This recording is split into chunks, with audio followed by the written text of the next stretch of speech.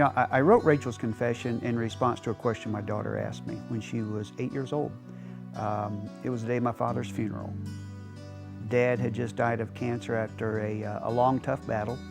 Like a lot of cancer victims, at the very end, he had lost half his body weight. He couldn't eat, he couldn't drink, couldn't walk. He was in constant pain. And my daughter watched all that unfold. And the question she asked was, what kind of God would allow that kind of suffering?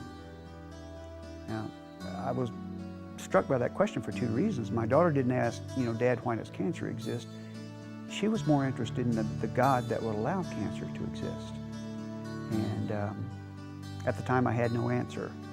So I went in search of one, and I found it. It took me 8 years, and in the process, I wrote the novel Rachel's Confession.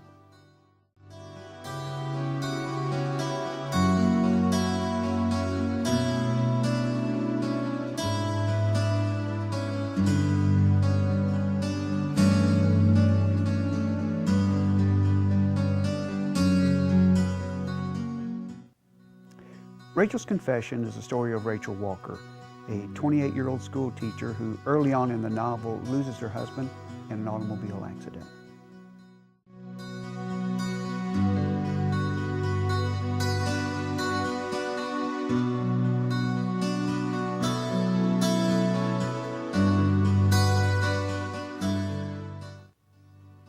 Not long after the funeral, Rachel suffers a second emotional setback.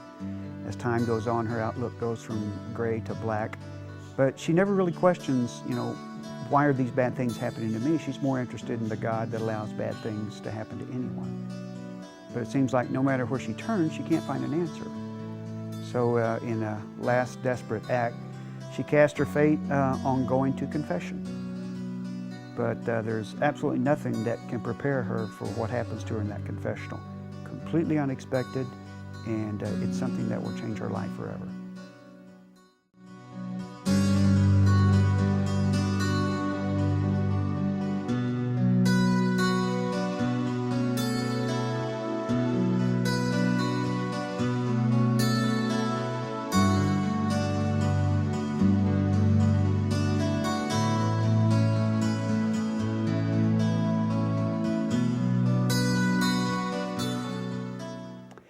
I didn't want Rachel's Confession to be just another story about how to cope with tragedy.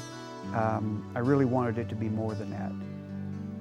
As C.S. Lewis once said, with each book he wrote, he tried to pull back the divine curtain and give the reader a brief glimpse of God himself. And that's the journey that I took in trying to answer my daughter's question. And it's a journey I invite others to take if they choose to read the novel. Rachel's Confession, it's a good story about a great subject. One that I think will resonate with readers long after they've put the book down.